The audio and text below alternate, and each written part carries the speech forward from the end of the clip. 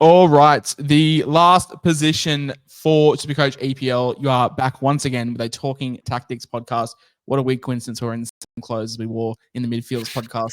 What a weird coincidence. I'm the SC Whisperer, joined by SC Deadly. This is your one-stop shop for EPL SuperCoach content. As I said, Talking Tactics, hosted by the Insight Fantasy Network. We'd appreciate a like, a subscribe, comments on how you're liking the content. There's been some really, really good feedback, so happy with that. Was bit scared to do this as an Aussie. I know that people are very precious over their European sport, so glad that you guys have received it well.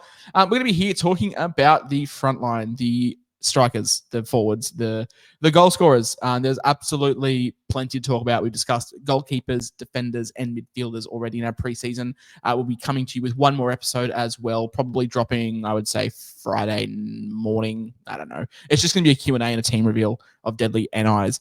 But Deadly, mate, how are you off the back of a big midfielders chat? How are you going? Yeah, fantastic. I'm still looking homeless. I'm still it's been about 5 minutes since we ended that one, but in them people's times it's about 3 days. So I'm fantastic still. Yeah, no, as am I, mate. As am I. There's absolutely huge talk about the forwards because a couple of players are out of position in terms of what they would expect coming from FPL. Obviously, Salah is the big one. Iliman Ndiaye is another one. Florian Wirtz. Like, there's so many guys that are classified as forwards. And the big difference is, I guess, we'll get it out of the room now. Like, a forward compared to a midfielder, you get less points for a goal and you don't get clean sheet points. So they're the two big ones. So if player one if player one and player two have the exact same stat line, player one's a midfielder, player two is a forward, and they win 1-0 and they both score a goal, 4 points better for the midfielder. So midfielders will probably dominate the scoring once again, apart from one man that broke the goal and assist record last year in Mo Salah. But mate, in the last podcast, we broke down sort of half of the preseason games. We've had the final, a couple wrap up. There's a couple more happening, but less relevant. Take me around the league. Yeah, so most of the games that we will talk about in this episode especially is games that have happened today from us, which is the 10th of the 8th, which is the big final preseason day for most teams. There's a couple more games tonight. There's the Community Shield, which is Palace and Liverpool, I want to say. There's a few other games and whatnot, but most of the games we will talk about here are games that were played in the final main preseason area for most teams. We've got some sort of irrelevant games to start us off that no real relevant players shone or no real relevant players did anything of note. There wasn't too many injuries, nothing like that. But if you do have questions, feel free to either drop them in the comments, send us a DM. We can answer them. It's pretty simple. But Burnley versus Lazio. Lazio won 1-0. Not too much went on. Same with Forest, who we've spoken about in previous podcasts as the clean sheet team. A little 0-0 draw, 1 goal, 4 and 5 clean sheets as well. So Forest defense wheels up. For Bournemouth, they played Real Sociedad in a couple games. Petrovic saved a pen. Interesting. And Evan Nielsen scored, I believe, a goal, yes, off a Dango Utara assist. But yeah, most of the first team players only played in the first game, and they were sort of split up.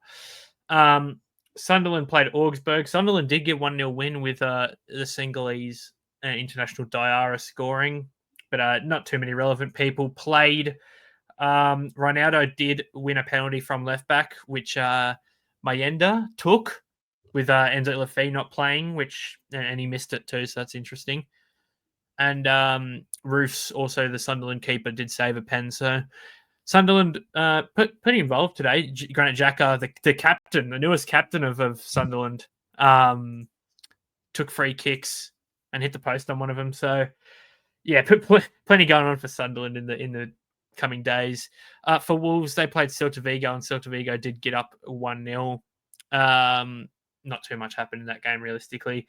For Aston Villa, they played Marseille, and they sort of got dog walked. Marseille beat them 3-1. Ollie Watkins, an unused substitute, pretty interesting. But I don't think it's too much to worry about. I believe they have another game coming up today, I want to say. John McGinn with the goal for Aston Villa off a Jacob Ramsey assist. Everton versus Roma. Roma did win 1-0. The big talking point out of this game was Vitaly Mikolenko going down with an injury, which puts him in doubt for game week 1, which as an Everton fan, I'm not happy about. I'll tell you that much. But Adam Asnu wheels up. And last sort of irrelevant game we've got Leeds versus AC Milan, which ended in a 1-1 draw. So good outcome for Leeds, and Anton Stach with the goal from centre mid. But yeah, we jump into some pretty big games, mate. And Arsenal versus Athletic Club, and this was a ripper of a game, especially for our assets that we're looking at.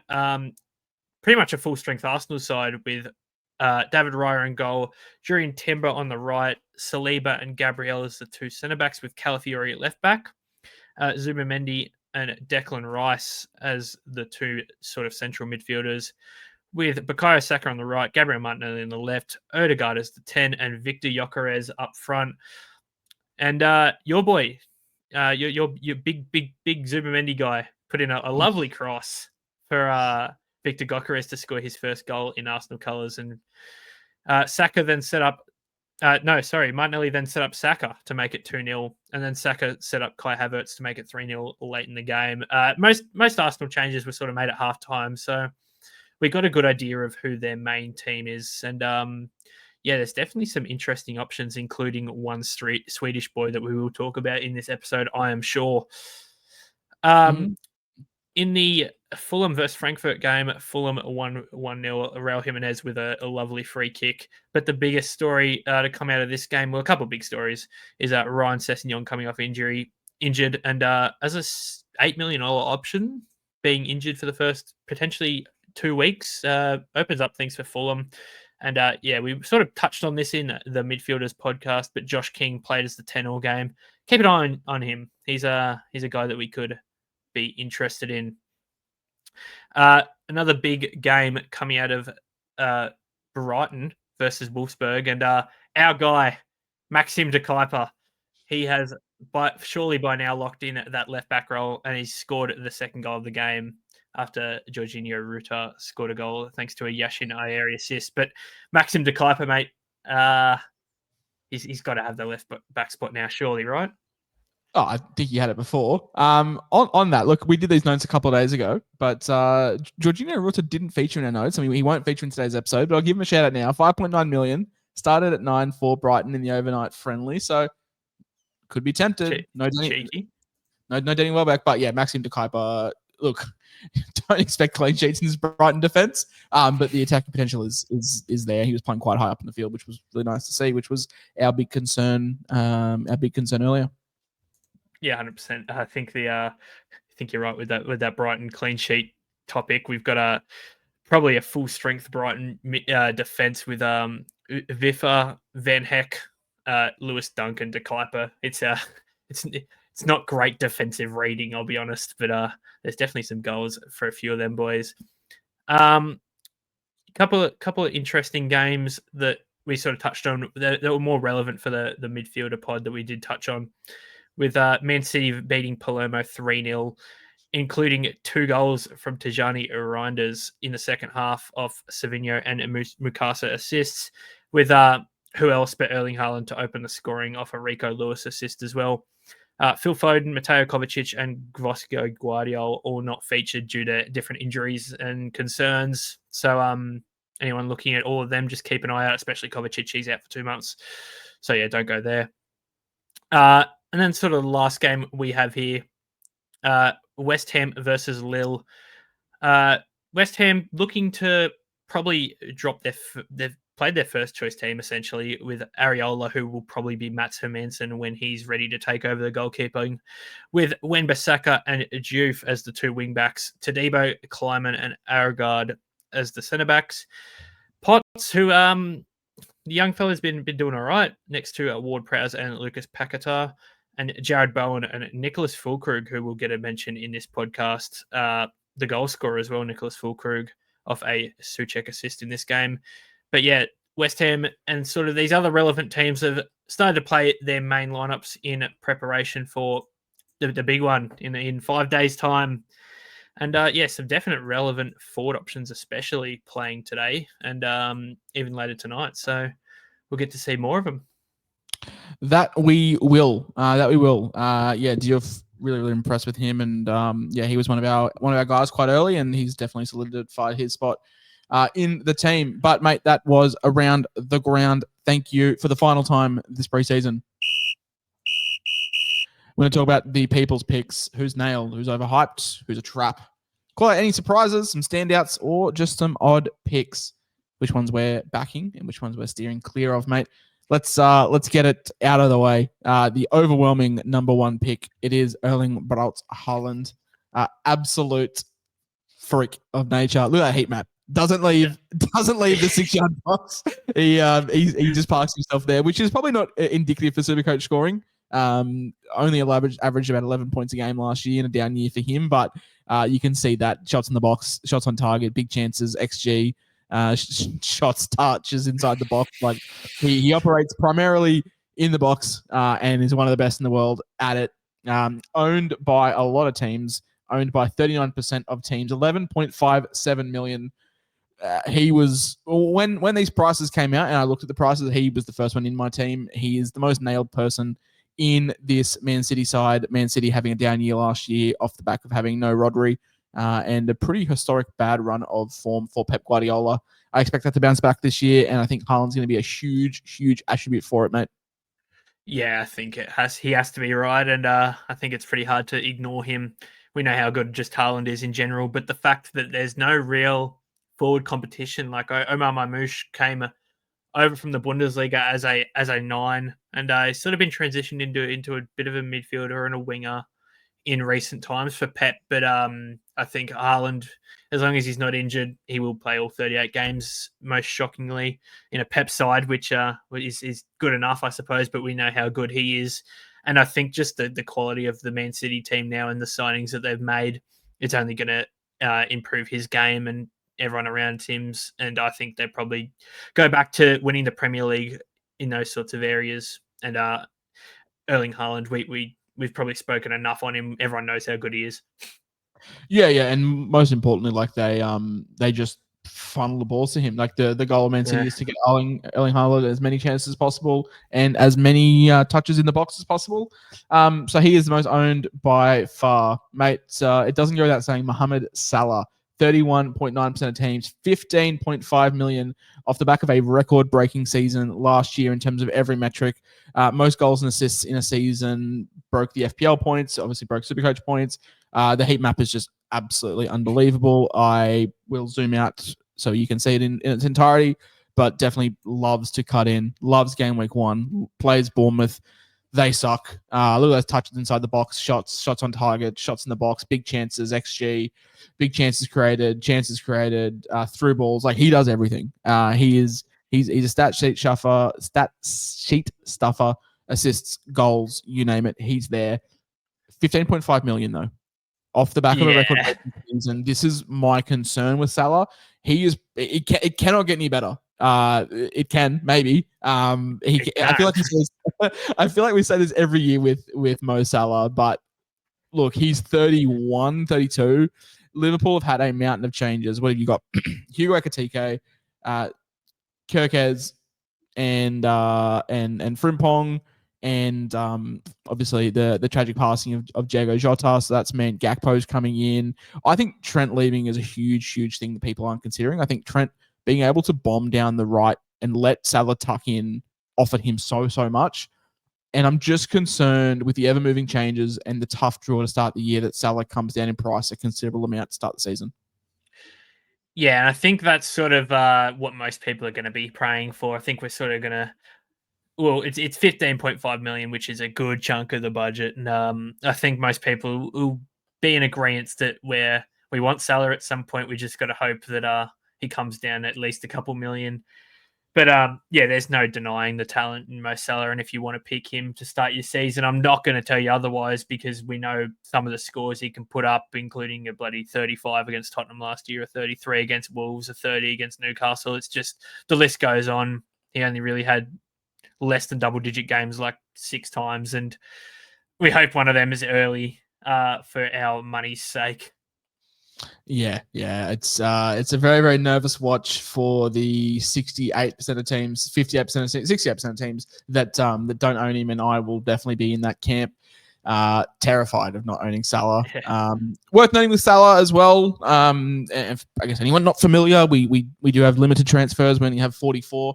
Salah will miss at least 5 weeks of the season when he goes away on AFCON duty, which is in around game week 15-ish thereabouts. So worth considering with Salah. You will be without him for the better part of at least 5 weeks, depending on how Egypt go in that competition, whereas someone like Haaland won't be. And Yep. obviously playing European football, but he played 37 or 38 games last year, and like I said, was just world class. Probably will go close to winning the Ballon d'Or, being the best player in the world. So I can't fault anyone for paying the 15.5 million for him. I just can't, and it's just a lot of money. He's not a midfielder either as well, so doesn't get the bonus for assist, doesn't get the clean sheet bonus as well. So look, he's a stat stopper. He gets the assist points that Haaland doesn't get, but is it worth paying an extra 4 million for? Time will tell. Mate, the third most popular player. Talk about Ballon d'Or winners. It's Rasmus. It's Rasmus Højlund, who was benched in a friendly for Mason Mount of all people. That's probably the biggest indicator for me that Ruben Amorim does not want Rasmus Højlund at this club. And Højlund has come out and said he wants to fight for his place. That's cool and all, buddy, but when you're getting benched for Mason Mount, I think the club's telling you, hey, we don't want you here.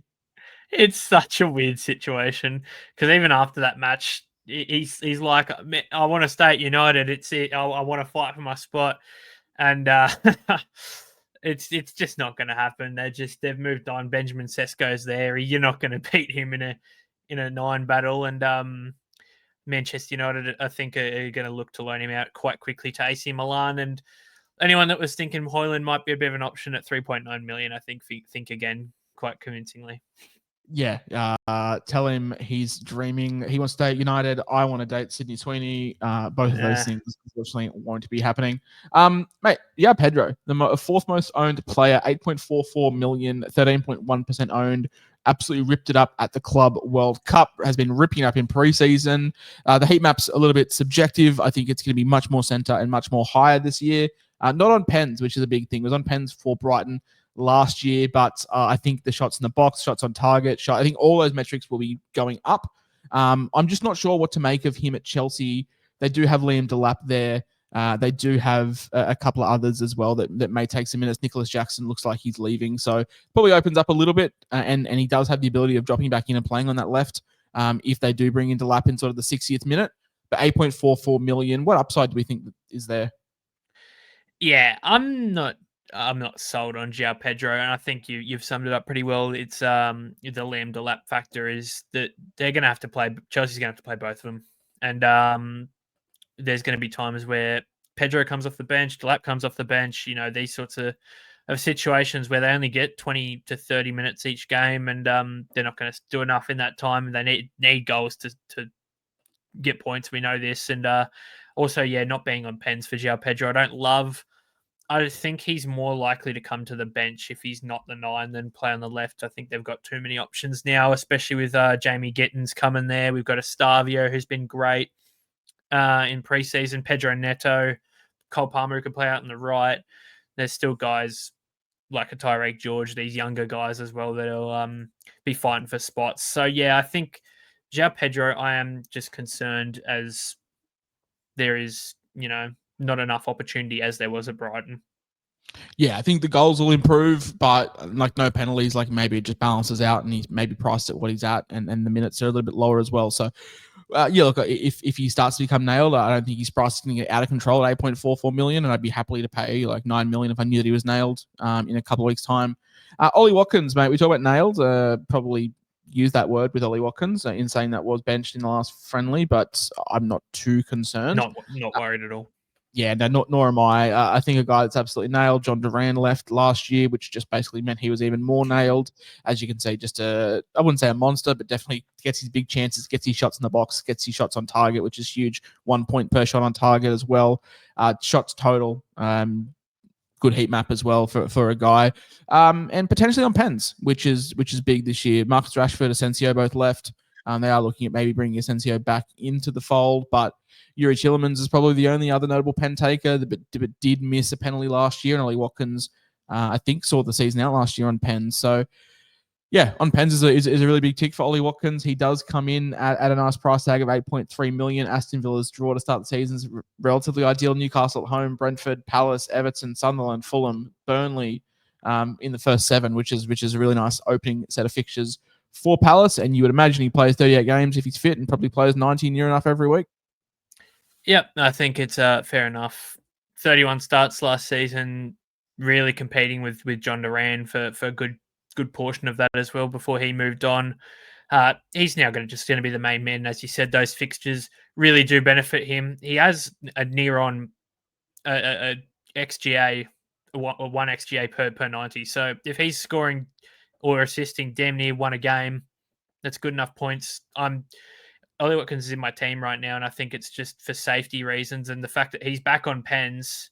I really like it for him, and I think he's just safe as houses up forward. Yep, no, I agree wholeheartedly. I think he's an absolutely unreal pick. Morgan Rogers really helped him. They have a really nice front four as well, whichever options they go. Emery is obviously a very, very talented and good head coach. And yeah, the fixtures are really, really appealing. So Ollie Watkins is a great pick in mine. Looking at number 6, mate, we talk about great. Oh, sorry, we skipped over one. So we spoke about players 5 and 6, and Ollie Watkins and João Pedro. I did miss number 4, and it's one of the most expensive players in the world. So it was a bit of an oversight from me. It's a man that's going to cause a lot of contention because it is Florian Wirtz. Now, most likely to be playing a locked-in 10 role. No player profile for him, so I'll just go back to you and my eye for a moment. We'll be playing mostly in that 10 role, pretty much locked in. Newcastle have told Alexander Isak that he's not going anywhere. So therefore, the domino effect means that Isak stays and Hugo Ekitike stays down the middle, and Cody Gakpo probably stays on the left, which would see Florian Wirtz play in the 10, as we spoke about. Florian Wirtz was a midfielder in SuperCoach. I think he is locked into my team. Extra points for goals, extra points for clean sheets as well, but playing more reserved on the pitch and not getting the rewards for that, I probably can't take him in SuperCoach. I think he'll absolutely tear it up. But I want players playing out of position further forward, not listed as a forward but playing midfield. Yeah, I think me and you are on the exact same page here. We both want a chunk of that Liverpool attack, and I think for right now, as long as they don't sign a 9, as long as they don't somehow get Isak, I think Ekitike is going to be the guy at 6.5 million. But it's going without saying that the rest of these Liverpool guys, like obviously Salah, Wirtz, even Gakpo, these guys are going to tear it up, and we're probably going to want all of them. But I think in just simplicity fact, I think we go the cheapest, who's probably in the best scoring role. But there's no doubting that after I've watched both Liverpool most recent preseason games, Wirtz could have scored twice in both games. Salah's had chances, Gakpo scored twice, Ekitike's had chances. All of these front four, I'm not going to talk you out of. I think they're all going to score good.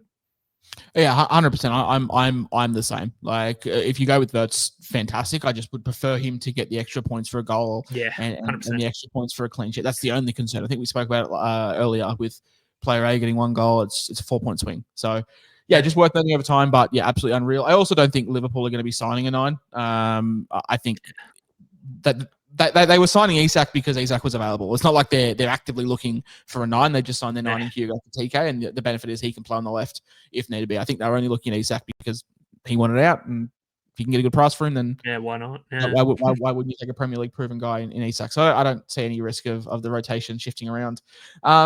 Risk of rotation. We'll talk on Victor Gyökeres. Also no play profile, so it'll just be you and me again. Gyökeres comes into the Premier League after dominating in the Championship, getting a move to the Portuguese League, and where he dominated a bunch of minnows, scored a bunch of pens. There's concerns over his numbers. Like it's, if you look at his numbers and you saw that he scored 1 million goals, it's not quite as true. I think 30-40% of those goals were pens or something. It was very, very high. And he was beating up on teams like Botafogo, which is not quite the Premier League talent. So Arsenal have been crying out for a 9 for years. They had Aubameyang, they had Lacazette, they tried Havertz, like they've tried it all. They finally got their guy, and he comes in at 7.5 million, a really, really nice price point. And what I just said is he scored a bunch of pens, which is great because he's potentially on pens. Mikel Arteta doesn't give much away, but what he has given away is that there is no longer a lock on the penalty taking spot, which Bukayo Saka once so much held. Bukayo Saka is also not a selfish player. He will give players pens when they need them. So Victor Gyökeres at 7.5 million. I know that you're quite keen. I'm not keen. It's just I'm probably not as keen as what 7.3% of ownership does dictate. Yeah, I will say I was more keen than what I am now. I've definitely cooled off a bit, but yeah, obviously him being up on the go ahead Eagles isn't great for his repertoire, but at the same time he's a phenomenal player. And look, I would love confirmation that he's on pens. If I can get a penalty taker in one of the best attacks at 7.5 million, I'll take that in a heartbeat. But at the same time, it's hard. And I do think there is a rotation risk. Obviously, he's going to start most games, as we know. But at the same time, there is Havertz there to come off the bench. There is, still these wingers that can play up front if they need. And we know Arteta likes to play Mikel Moreno up front for whatever reason. So there is definite times where Gyökeres will only play 60 minutes instead of the full 90. And yeah, I think that'll be the reason why I probably don't go there and go for someone who's a bit safer at around similar pricing. Yeah, no, I think like Kai Havertz is a good 9. And Arteta loves him. In saying that, Gyökeres did score overnight, which we know is worth its weight. I do think he's definitely underpriced no matter what, though. Like he is underpriced. 7.5 million is so cheap, but is he a top 2 forward? I don't know. Yeah, I'm not sure. I'm not sold on what I do at forward. I've had Haaland locked in all the time, but I could very much see myself going with like an Ekatike, Gyökeres, and like Watkins, and just saving a bit of cash and beefing up the midfield as we spoke on last episode. So yeah, he's definitely in consideration for me. I just love to know that he's absolutely nailed and potentially on pens. Mate, Bukayo Saka, 10.47 million, 6.8% owned. Had an absolute worldie of a game last night in preseason. I think he had a goal and an assist as on pens for what we do know, and playing right wing for one of the best teams in the world. If we pull up his heat map as well, we can see that he has very similar profile to Salah in terms of positions that they hold on the field. Will stay wide and tuck in. Doesn't quite get the volume of touches that Salah gets, but much more a creator. A lot of big chances created, a lot of chances created, good crossing, good touches with inside the box. And obviously, yeah, like a sort of a B-Tech version of Salah, like you paying 5 million less for Bukayo Saka. I can't talk anyone out of this. I think he's absolutely great. He's Bukayo Saka. We know what he is. Yeah, it's simple as if you like him, take him. But it comes back to the fact that he's not midfield. He's not a pure number 9, and he won't get the extra points. At the price, I think I'd rather take a midfielder, or I'd 100% take a Haaland for a mil more than him, or I'd take a midfielder for the same price, knowing that they could just have a similar output and give an extra goal bonus and the clean sheet bonus. That's just where I sit on Saka. He's a phenomenal player, but I'm just not there just yet. Oh, maybe he's one I pick up later on in the season. Yeah, 100%. I'm sort of out on Saka. Like I'm neither here nor there. But Alexander Isak is a guy that I'm absolutely not keen on at all. I think this is one of the easiest fades in the world. You're getting Saka $1 million cheaper and they're the same ownership, which is mental. Isak, when he plays, he's the second best striker in the league. Quite clearly, but yeah, no one knows what's happening with him. He doesn't want to be at Newcastle. Newcastle aren't letting him go. Yeah, I've got I've got nothing. Yeah, it looks like he's been told he's not getting sold this summer, and he's not allowed to join Liverpool, but he's also not allowed to play until he becomes happy. Yeah, he buys in. And I don't think he's gonna be happy. Like, he's not gonna extend his contract. He's gonna want to. I don't know. He's gonna want to go to Liverpool, and I don't know if Eddie Howe's going to let him at this rate. It's going to be, I don't know how this plays out, but at this stage, if you're paying 11.6 for a guy who you don't even know where he's going to be in 2 months' time, then who knows what you're doing. I wouldn't go anywhere near him. Yeah, no, I can't go near him until I know what's happening moving forward, and yeah, just got absolutely no interest. And number 10 is a guy who is not even in the Premier League anymore. It's Darwin Núñez. So yeah, don't even need to bring up the heat map. Yeah, no need to bring up a player profile because it's he doesn't play in the league anymore.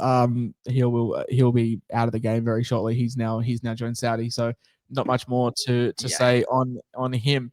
Mate, let's move into the players that we like, the players that we loathe. We've managed to get through that a lot quicker than I thought, so this podcast might be pretty short, which is absolutely unreal.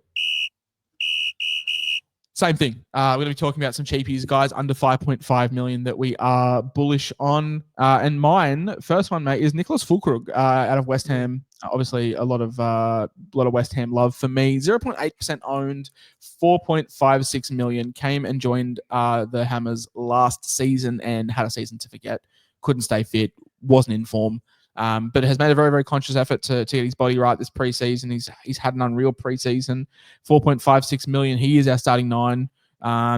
Decent chances on pens. It's between him and Lucas Paquetá, and Paquetá is links of him leaving. So Nicholas Füllkrug is great from the spot, and if he's on pens at 4.56 million for a mid-table to bottom half team, yeah, I rate it. You know his minutes are going to be securing. You know his role is going to be good. It's just down to him whether he stays in the park. Yeah, I really like it. I really, really like it after looking a bit further into it. I think he's 100% going to be the striker, and, you know, the only real competition with him is good old Callum Wilson. So, yeah, I think he's pretty safe. But, yeah, if he stays on the park, he's 100% going to make you money. He's been in unreal form in the preseason, and I think he's a fairly good stack to have with Jared Bowen, where they could do some work with each other and you get rewarded. So, yeah, Füllkrug could potentially be that cheaper bench forward 3 that you go for. And we've got a few other guys here, but he's one that I'm definitely interested in. Yeah, I mean, last year, as we said, like it was very much a season to forget from him. It just didn't have the form, and didn't able to stay on the park as much as what he wanted to. But yeah, happy to right that wrong, mate. Talking about injuries and guys that couldn't stay on the park, your boy Igor Thiago. I assume that this one comes with a big caveat surrounding one Johan Visser. Yeah. If my boy Johan Visser does peace out and goes to Newcastle, which I'm not sure is going to happen, or he's still linked to Saudi and all these sorts of things. But as long as he's gone, mate, there's no one for Igor Thiago to lose his spot to. And if he does, it's Ramel Donovan, who's even cheaper. And I don't think they'll take the younger guy of a experienced forward like Igor Thiago. So if Johan Visser leaves and they don't sign a 9, I think you can lock in Igor Thiago quite convincingly. Good chance he's on pens too, because ex-pen taker Brian Mbeumo's gone. Not too many other guys on Brentford could take a pen. Realistically, Visser was probably the second guy. I can't see, you know, a Mikkel Damsgaard or someone like that taking pens over him. It'll probably be Thiago. Yeah, and Igor Thiago is not like some random name either. He cost the club 25 million last year, coming from Club Brugge. He scored 18 goals in 34 games, and scored 16 goals in 34 games at Ludogorets as well. So he had a big money move last year and just picked up a really, really nasty injury in the preseason, missed a lot of the season, and on his return picked up another injury as well. So yeah. I think it was a pretty serious knee injury. So they spent a lot of money on him. They had vision for him to be that Ivan Toney replacement. It was never meant to be Johan Visser. So if Igor Thiago can lock down that 9 role, he's a very, very, very handy cheapie and could be definitely on pens as well. Mate, for me, it's Mark Guiu coming from Chelsea over to Sunderland, 3.75 million, 1.9% owned. I'd be holding my breath for game week 1. Seems like he's not going to start game week 1, but apparently there's a heap of clauses in his contract that dictate that he needs to make X amount of appearances. Otherwise, Brentford owe him like a heap of money in payouts. So, coming over from Chelsea, just a long list of those juniors that they have, the academy players that they just pump out. Moves over to Sunderland, and I would expect to be leading their line relatively soon. Set 3.75 million, comes in bottom dollar as well. So yeah, either him or Thiago, whoever starts, I think could make up a really, really nice piece off your bench as well. And you got another boy, mate, 4.5 million, 0.5% owned, very, very low owned. Talk to me on Estava. Yeah. William Estavio. He is a kid that oozes talent, and I tell you what, this is more of a hopeful pick than anything. This is a obviously the main three guys we just spoke about, Fulkrug, Thiago, and Guiyu. They're going to be at least one of them's going to play. You're going to be safe, but Estavio, this kid has the world at his feet. He's only 18 years old, coming over from Brazil for damn near 40 million for an 18-year-old, which is impressive. So he played out on the right in the preseason game alongside Cole Palmer in the middle. Did score off for Cole Palmer missing. He just followed it up, scored in his first game at Stamford Bridge. But yeah, this kid for 4.5 million, if he gets consistent game time, he is so much better than that price tag. So we'll just see how we go from there. But yeah, I think you're more safer taking the other three, but the other Estavio definitely has the upside to go huge. Yeah, definitely. I think he's a guy. If we don't own him in game week 1, we'll be talking about him throughout the season. Yeah, he's absolutely unreal. Mate, we'll talk about some players that we don't like. And this man had the most hype I've ever seen in preseason last year at Chelsea. And now you're not keen. Talk to me. Yeah, Christopher Nkunku. Chelsea have basically made a list and said these players are going. And they've stuck to it. All those guys are leaving. And Christopher Nkunku is still a name on that list. He's got no plans at this club anymore, and he's going to be off to Lord knows where in the coming weeks. So, anyone that's going for Christopher Nkunku at 2.5% owned is a little hopeful that he's cheap and might make money. It's not going to happen for you. He's going to move out of the Prem, most likely. Yeah, I mean, a lot of these players that are under 5.5 million, like, are not highly owned. Like, one of them obviously being Rasmus Højlund at 20%, but the next one is Darwin Núñez at 6.5, and everyone else is under 5% owned. So, look, Deadly's got a couple of names there. I mean, Nkunku as well, of course. Mine, like Patrick Bamford at 3.9 million, Rasmus Højlund at 3.9 million. Guys, I'm just not keen on. Leon Bailey, 3.9 million either. But it's just a bunch of nothingness at the cheapy forward spot. Like, we've spoken about the guys that we like in terms of Thiago or Guiyu is at bottom dollar range. You've also listed like Darwin Núñez as well at 6.7%, but it's just like forwards is just trash for young cheap ones. So it's a position where I may be looking to play 3 deep. Yeah, 100%. I've just scrolled down to some interesting ones that are in there. Joshua Zirkzee, he won't be playing. Do you remember when Emmanuel Dennis in going on a little FPL tangent? Do you remember when everyone had him triple captained a few years back? He got like negative points. In the double game week. He got a red card. I remember it because I captained him. I think Bournemouth's Joshua King, Norwegian Joshua King, was also a popular triple captain that week, and he scored like 20, and I didn't jump on. So Emmanuel Dennis got a red card in a double game week when everyone. Now he's 3.5 in EPL SuperCoach. He's bottom dollar. So shout out Emmanuel Dennis. You get a well done over here. Unreal. a few of these cheapies. There's only really like Fulkrug, Guiyu, and Thiago that are the safe options. Yeah. We'll move on to the mid-price guys, and there's definitely some more options on the table here. And I think there's merit in potentially going like a 3 deep at forward, a couple from this price point as well. We do have Benjamin Sesko still to come. We spoke about him on the Midfielders podcast about where we think his price is going to be. We saw that Hugo Ekitike came in at 6.5. Victor Gyökeres came in at 7.5. If I was a betting man, which I am, I would suspect it be somewhere in the middle, so between probably a 7 million. Gyökeres coming into the best team in the club, one of the best teams in the league. Sorry, United are not good, so I would imagine it's somewhere in the 7. So we can include him in this list as well. Yeah. Which I probably will. I probably lead off with him. Look, he's not coming in at more than 7.5, so very confident to put him in this list. I think it'll take.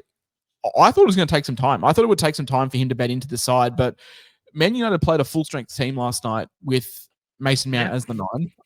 I think that was just a message to Rasmus Højlund saying, you are nowhere near this team. And I think Mason Mount comes out. And I wouldn't be shocked if Benjamin Sesko comes in, game week 1 starts. Yeah, it sort of makes an interesting discussion point here. If he does come in at 7 million, where do we stand on him? And I think he he might go close to coming in. If I was keen on Gyökeres at 7.5, I think Šeško with potentially a new look, better attack with the way that Manchester United have spent in the transfer window, then I'm interested. But I think he's one that probably lands in the players I like, but there is definitely some other guys which we will jump into now, especially one guy we've jumped on, Hugo Ekitike, 6.5 million from Liverpool, 1.4% owned. As long as they don't sign Isak, he's going to play striker, and he's so good. The kid's really, really good. So I think he's a very safe bet and could make you some money on your way up to Mo Salah. Get a piece of that Liverpool attack while you're chasing Mo.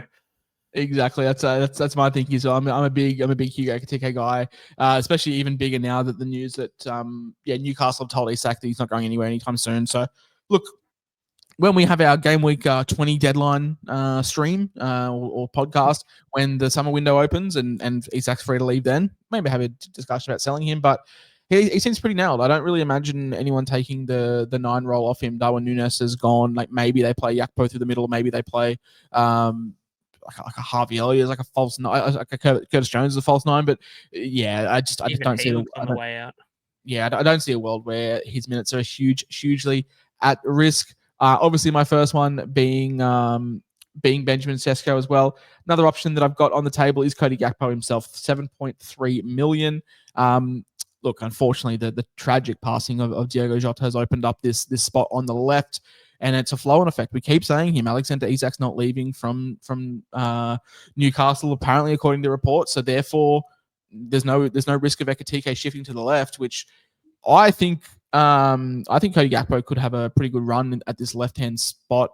We saw it last year with, I believe, Luis Diaz had a pretty lengthy run on the left last year and did some numbers in the first 8 or so game weeks. I think Cody Gakpo has had a really, really good preseason. He's 0.8% owned, which is like surprisingly low. I understand forwards very much like Haaland, Salah, and the rest, but 0.8% I think is a little bit too low for a guy like Gakpo.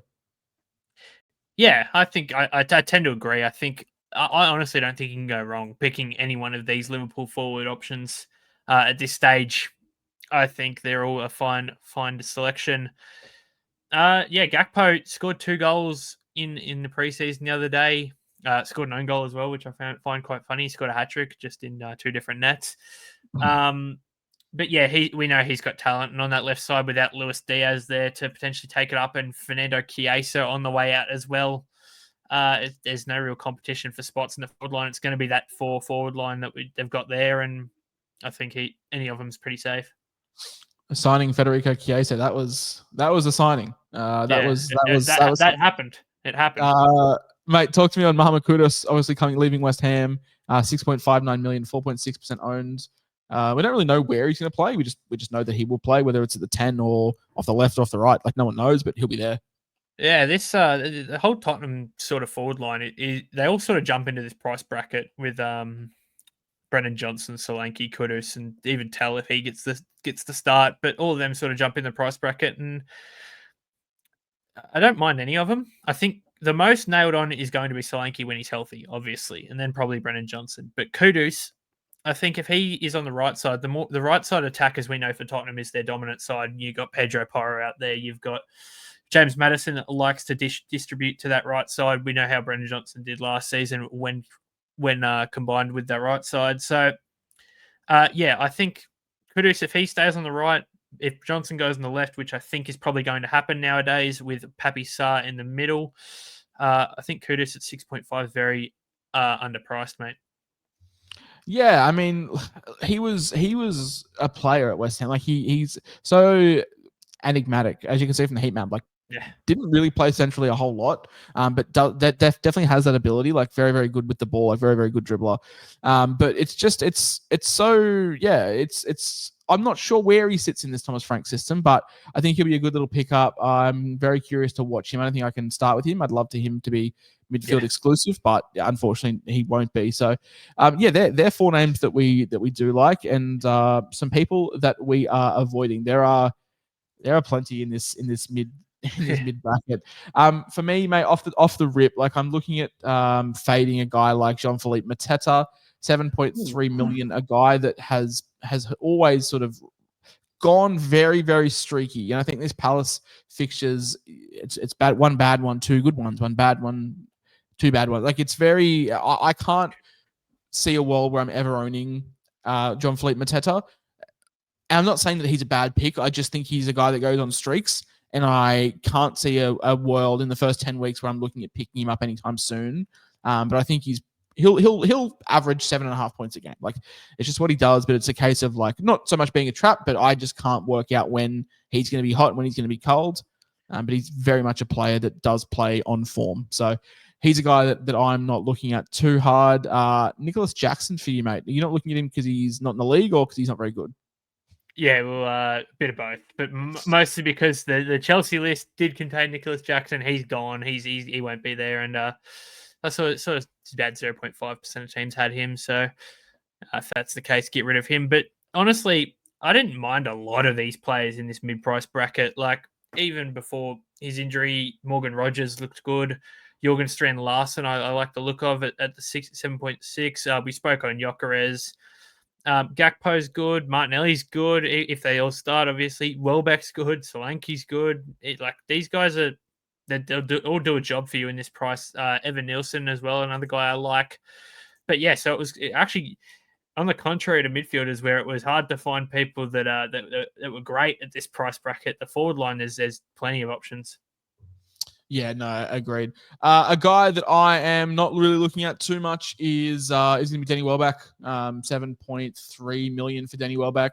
Comes off the back of Jorginho Rutter starting over him in Brighton's final preseason game. I also just think at his best, he's probably priced at what he's at, and a 0.4% ownership is indicative of that. A lot of these guys are low owned for a reason, because it's just, I don't see much upside in many of these guys. You're probably buying them at what they're priced at, but I think if you're getting overseated by Jorginho Rutter, your days as a Premier League 9 are probably over, I would say. Yeah, I think that's pretty fair, but there is still a bit of confusion about who takes pens. And look, if Welbeck's in there, and he's probably the one taking the pens, so. But at the same time, I wouldn't be picking him over a few of these other guys. Yeah, it's just a lot of rotation at Brighton. Yeah, it's like there's so many decent options, but none of them get good minutes. So Brighton, I'm probably just avoiding as a whole. Yeah, that's fair. Maxim de Kuiper wheels up. That's about it.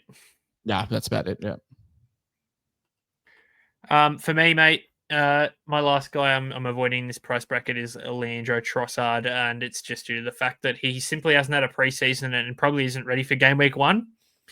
Arteta is confident that he does play game week 1, but we know with Trossard, like he did play 38 games last season, but he was the resident come off the bench forward when need be. So, yeah, I think he's a pretty safe avoid. There's not too much upside in him, and I see a few people are going for him. He's about 1.3% owned, so I wouldn't advise going that. But there's a few guys I do like that we didn't mention, especially Evan Nielsen from Bournemouth. He's really catching my eye as of late. He's such a frustrating watch, because he gets so many good chances. He's a shit finisher. So yeah, curious on how he looks and how Bournemouth look as a whole. Yeah. But yeah, Evan Nielsen could be a good shot. There's actually like a heap of these mid-price names that they're just priced at what they're at. I think it's not. Yeah, they're fine. They're fine. There's no huge over-ending value, but if you need some people to just tick along, then you get a couple of returns here or there. Like a lot of these guys are like 15, 20 return season players, which can do a job. But let's move into the primos, mate. The ones that we love to look at, and no surprise, you are on Erling Haaland himself. Yeah, I think it's about as safe as you're going to get, barring injuries, barring any rotational risks, which I don't think he really has anymore. He's going to be one of the top forwards, and I think you're going to want to have him. He's a captaincy option week in, week out, and yeah, he's always got the hat trick in him. Quite simply, as we're known to see with Erling Haaland, there's not too much more to say on him. He's just great. Yeah, no, I don't really need to tell you that Erling Haaland, the best striker in the world, is good. It's just it's pretty simple. I feel like outside of like 4 or 5 names, like it's getting pretty grim in the primo range. But for me, we speak on Man City having a lot of rotation, and I think there is one man that's immune to that, and it's Erling Haaland. I think another man is Omar Mamouche. Came over last year from the Bundesliga and you could have forgiven him for, being a bit slow to get into the Prem. But Pep entrusted him basically with 16 games, 14 starts. So as nailed as you can be under a Pep system with 7 goals and 9 points per game when he did start. He's just hitting his peak at 26 as well. And we've seen historically, no matter where he's been a 1 goal in every 3 games type of operator, which would tell me that he's probably going to be scoring anywhere from probably 10 plus goals, and he can chip in with some assists as well. I wouldn't be shocked if he has like a 25 goal and assist season, pending he plays like 30 games. He could have like a 0.7 GA moving forward. Like, I think Pep really likes him. I think he did really good for him last year. City's form turned around when he came in, and I'm looking at that 14 starts out of 16 games coming straight in from a Bundesliga where he performed very well with 7 goals and 9 points a game. Yeah, I think it's definitely fair. But the thing that annoys me, and we've said it with a few of these guys with Marmoush, is he has played games in 10. I think he will play more in a bit of a 10 role when he does start. And, he doesn't get the extra bonus points playing a bit deeper. If he does, if being forward eligible does annoy me with him, I think that, they usually, like, obviously, you look at his heat map, it's a bit of a wing side, middle dominant. It's like a left mid type thing. It's not really a winger. It's not really a central 10. Yeah, that's what sort of annoys me. It's like a in the middle of both. And it's if he was midfield eligible, he'd probably be straight in. He'd probably be one of the only Man City midfields that I'd like. Shot monster though, gets a lot of shots. Not many of them in the box, which is not great. Like just pings them. The XG is low compared to the goals that he is scoring, but big, like a good big chance creator guy. Like we want to see the chances created sort of creep up a little bit. The XA very much down. But if he's given a full season, I think he could lock down the spot in that City side, and I really like him. Like he was really impressed that he came in as quick as he did and conformed to a Pep system, which is very very demanding as we do know. Man, mate, Ollie Watkins. We've looked at his heat map as well. We've spoken on him, but just the definition of consistency.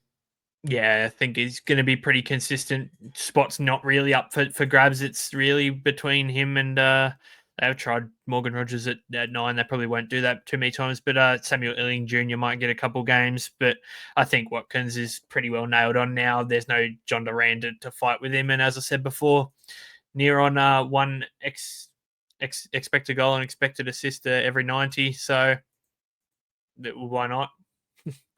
Yeah, I agree. Like, there's not really much you can say on Watkins. He's put up numbers for 4 or 5 years now, so he's just a definition of consistency. My other player that I like we've spoken about him, it's Florian Wirtz, 8 million. I don't love him. I'm not as bullish on him as 18% of teams are, but I can definitely understand the appeal of 140 million or something like that Liverpool spruiked out. I can definitely see why teams are keen to buy him. Yep. Yeah, no, for sure. Any of these Liverpool options, as I've said before, I'm happy for you to take. Yep. There's some names, and who are you rounding us out with, mate? For premiums that we like. That was it. That was it. Yeah, that was it. Well, I can give you another one if you would like. Oh, sure. Who are you keen on? I do like the look of Jorgen Strand Larsen still. I think it's 14 goals last year in his first game at Wolves. Now he's signed there permanently. They have a fantastic run besides City game week 1. They go into Bournemouth, Everton, Newcastle, Leeds, Tottenham, Brighton, Sunderland, Burnley, and Fulham, which is realistically 8 good fixtures out of 10. And if by some miracle he's on pens, that's even better. And I think there is upside for Jorgen Strand Larsen with an improved Wolves attack. Yeah, no, agreed. We'll talk about some guys that we are not keen on. There's a few. There are some names here that we can rattle off that you can understand why, mate. You're not really keen on Antoine Semenyo out of Bournemouth. Talk to me. Yeah, and it's just I want to include sort of him and Justin Kluivert in the same bracket. The fact that I can't justify spending 9 million on either of them. The fact they play for Bournemouth, the run isn't that good to start the season for Bournemouth, and they sort of rely on streaks, as you sort of touched on before with a Mateta type. They're very streaky players, and I'm not even sure Justin Kluivert's going to be ready for game week 1, so he's definitely one I'm not looking at. But yeah, Semenyo, if you planning on going a bit poddish, he's definitely not a guy I'd look to. I think there is better options, and I can't justify spending $9 million on Antoine Semenyo. I'd also want to see how Bournemouth look. I know that we're talking about defense here, but losing Denhausen, losing Zabani, losing Kepa, like it will change how they build up from the back. So I think it's definitely worth something to monitor. Mate, mine obviously it's Alexander Isak without saying, like 11.6 million for a guy we don't even know who's going to be lining up in the first 5 weeks of the season. So I can't touch him at all. And I'll just sort of elaborate a little bit more as well. Like a Dwight McNeil at 8.3 million. Not sure what his place in the team does look like. I don't even know either, and I'm an Everton fan, so they've got so many options, and it's just like they've got so many good creative attackers. And McNeil had a great season last year. I think he had one of his career best seasons, but he's just so expensive for a guy that I've just got absolutely no idea on where I'm. What's happening? Shout out the GOAT though. Oh, yes. Abdul Jabari, of course. Yeah. Oh, mate, that goal. Oh, don't even get me started on that goal. That goal was gorgeous. Anyway, who are you not keen on? Yeah. Another sort of combined one is Brian Mbeumo, but Matthias Cunha as well. But Brian Mbeumo being the main one. Obviously, I do think Man United's attack is improved, but Mbeumo coming off a career year at Brentford, off pens now with Bruno, and he did score a good chunk of his goals on pens, as we come to discuss. I don't think he gets as many goals. I do think he has a couple down games, just games where even if United do good, he's just not as involved in, and it's not really his fault. He's just in a better team, and I think the 12.3 price tag should drop a little bit throughout the season. Yep, no, I agree wholeheartedly. Anyone else you want to mention, mate? In the forward line, Kai Havertz at 10.1. I'm not the biggest fan of. Obviously, Gyökeres is probably the number one guy there now. Where else are we looking? That's probably about it. Everyone else is okay. Like Chris Wood, I don't mind if you spend the money on. He's Johan Visser, if he doesn't move, he's a decent option. Saka's good. Yeah, they're all right. There's some names. What are we thinking on forwards? Because like midfielders, we're very heavy on this podcast. We're very heavy defensive on this podcast as well. Like, what are you thinking with forwards? Is it Haaland locked in, or is it can we spread the funds a little bit, or like because the cheapies, they're great on paper, but they need to materialize. Yeah, I think by the end of it, we're going to want to have a Salah, Haaland, maybe Saka forward line if we get to there, or an Isak if he's not sooking. I think Haaland's probably not going to get cheaper, but at the same time, I think you can. It's a tough risk to fade him, especially we know how well he starts seasons. But there is definitely merit to going 3 mid-priced guys and upgrading your midfield. Or the way I've got it set up now, I've got a Haaland, the Watkins, or just Watkins is my mid-price guy, but it could be any one of those mid-price guys that we mentioned, and potentially a cheaper guy like a Fulkrug, like a Thiago, like a Guiu. Any of those sorts of guys is the way I've got it set up right now with a stacked midfield. But I think there is merit in potentially going, a Haaland down to have a Gyökeres, a Sesko, and a Watkins, or someone else like that, or Ekitike even forward line, which there's definite value there. Yeah, no, fully agreed. Well, that's going to wrap up our first preseason. It's going to be I can't believe it's done. Four positions easy to get through. But mate, it's been a ripper. We will have one more episode before the season starts, and then we'll do it'll come out Saturday. When does the season actually? Is it Saturday morning? Yeah, Saturday at 5 a.m. Goodness. Okay, so we might have an episode out for Friday. We'll do a Q&A. We'll have to do a split recording, mate. We'll have to do another split recording. It'll be a preview of the week. And then every week it'll be Saturday morning. In your inboxes, it'll be recapping the games that have played. It's gonna be times where we miss midweek games and stuff like that, or like it's a split game week. But we will recap the previous and preview the forwards. But we'll have a Q&A podcast, and we'll have some team reveal stuff coming very soon. But yeah, thank you for joining us throughout the preseason. Follow at both of us on Twitter. We'll be posting some EPL content over the off season. But yeah, make sure you subscribe, make sure you follow, make sure you give us a review. We really appreciate it. And yeah, mate, it's going to be a good season. 100% it is, and yeah, I'm keen to rip into it. And, only 5 days. I'll tell you what, that since the app got introduced to SuperCoach, it's gone bloody quick. Yeah, I think 20,000 signups in the first 2 or 3 days. So it shows you there's a market, and I'm very curious to see how many people are still playing in the back end of May when it's a slog. But looking forward to it. And yeah, thank you very much for watching all 4 episodes, and we'll see you for one more episode before the season kicks off. Goodbye.